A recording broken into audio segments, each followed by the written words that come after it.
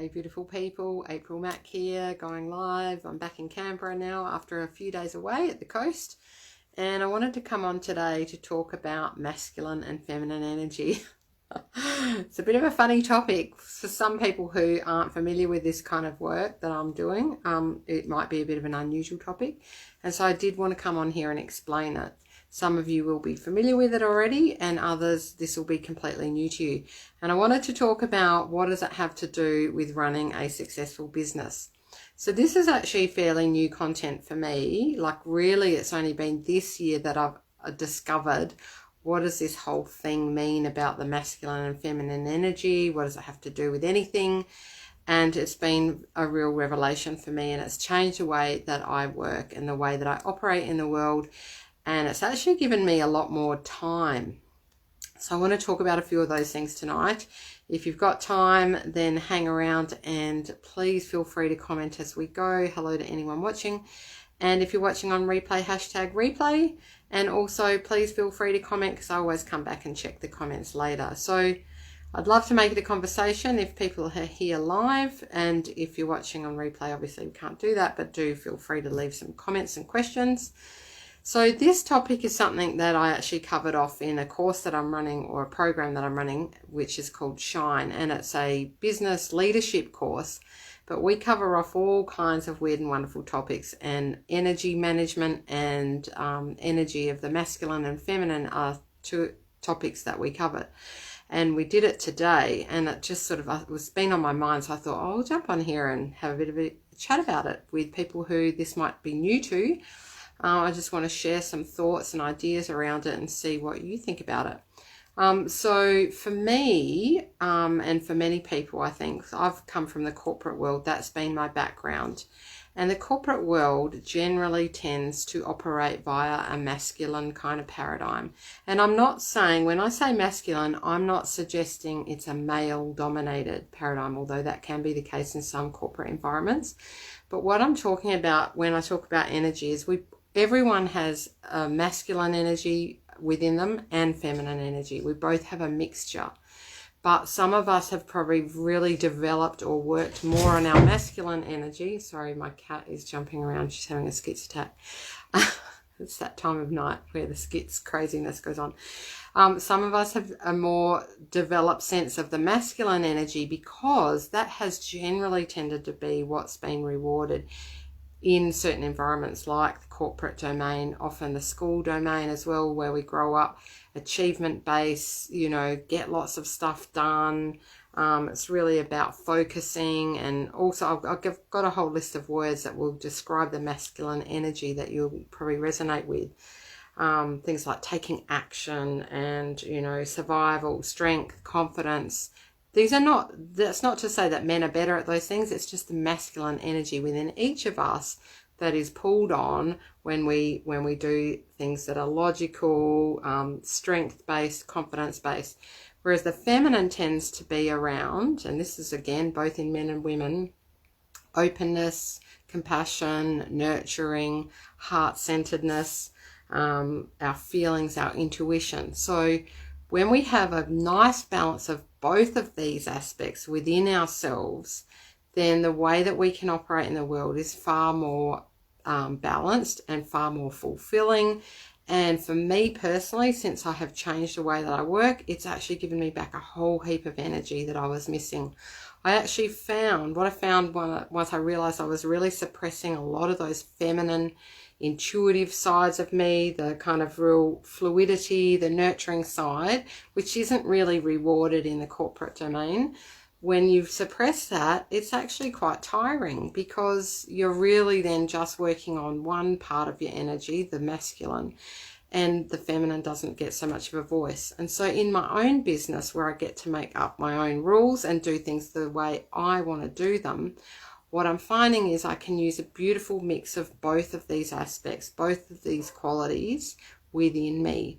So when I use the masculine energies to create structure and a little bit of I guess, what do you call it, like a scaffold in which I operate. So I'll use it for planning. So when I'm launching a new program, for example, I'll tap into my masculine energy and I'll create a plan, and I'll create, okay, I'm going to launch for 2 weeks. I'm going to talk about these things, and it's going to roughly look like this. Use the masculine for that, plan it all out, but to a high level.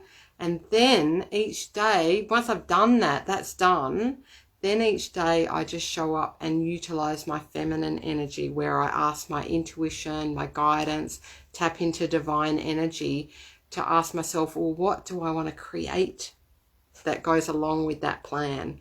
So when I want to do a live, I don't plan out, using the masculine energy. I don't plan out my lives and go, okay, I'm going to do a live at this time each day on these things, and plan and focus and achieve. It's not like that. I have like this overarching plan, use the masculine, then I leave that alone. Then I call in the feminine energy and go, okay, goddess within, what do you want to talk about today? And the goddess today, for example, she knows that we're launching Diva because the masculine has set that. That's my beautiful program for entrepreneurs and people who want to create beautiful businesses that are in alignment with their souls. I'm doing a launch on that. And so the masculine had scheduled, let's do some lives this week. And then each day I get to ask my feminine side and my feminine energy, well, what do you want to go live about? And today, the topic of feminine versus masculine energy was the thing that the goddess wanted to talk about. So here is the goddess coming to you talking about this beautiful topic. So I'd love to hear your thoughts and ideas on this. If you feel like, is this new to you? Is it, something you're very familiar with? Please do let me know. So in terms of how does it save time, because I did mention that at the start, that for me, this using a better balance between the two energies is saving me time. And I think the reason for that is because I get less tired, because I'm not just in one domain all of the time. And because I'm prepared to go with the flow more. So that's the fluidity, and going with the flow is the feminine energy. Whereas before I would have used to structure my days and say, okay, I'm going to get up at this time and I'm going to do all of these things, and I'd have a to-do list and I'd work my way through it. And that actually can be quite exhausting. And if I work that way, I'm actually generally, this is for me personally, I'm quite inefficient, because it's just not how I operate. Whereas if I create a little bit of structure, not too much, but just say, okay, I know that this week I'm going to get these things done, and this is the aim of what I'm doing, like a high level aim, and then I let the feminine energy take over, then she does it in very different ways. She's far more efficient because she's creative and she goes with the flow and she trusts her intuition and she doesn't overthink things. She just goes with it. Whereas the masculine would want to get it perfect, get it right, do it at a particular time, even if I wasn't in the mood at that time. So the other thing that's really useful to work with around all this is the soul modes. And anyone who's been watching me would know I talk about this quite a bit. It's Carly Marie is the author of a book called Soul Modes. And it talks about how we have different modes at different times. So if we're talking masculine and feminine energy, those of you who are familiar with that work, the soul mode that is probably the most masculine is super mode. So the theory behind the modes is that we cycle, as women, we cycle through 4 different modes in the same order, day in, day out. They might all happen in one day, or they might spread across several days. Everyone's cycle will have different times, and there's a whole lot to it. But if you want to know more, just get the book Soul Modes by Carly Marie. But yeah, super mode, which is one of the 4 modes, is when we get very organized and task oriented and we want to do our to-do list. And when you're in super mode, that's a great time to basically call on your masculine energy, or you're probably already in the masculine energy, and just get a whole lot of stuff done and do it in that masculine way, because it feels good to do it in that way. But then if I'm in sparkle mode or wild mode, I generally don't want to be doing things in that way. And if I was to force myself to be operating in the masculine when I'm in those other modes, that's when I become inefficient. And that's what I mean by being understanding your different energies and the way your modes work and getting the most out of your time so that you're more efficient and that you feel great doing whatever it is you're doing. Hopefully that makes sense. Let me just I'm just looking down at my notes here to see if there's anything else I wanted to share with you. Probably that was the predominant thing I wanted to share. The other thing I do want to mention, I was a little bit vague about it before, is that I'm launching access to my beautiful Diva group, which is, Diva stands for Divinely Inspired Valiant Action.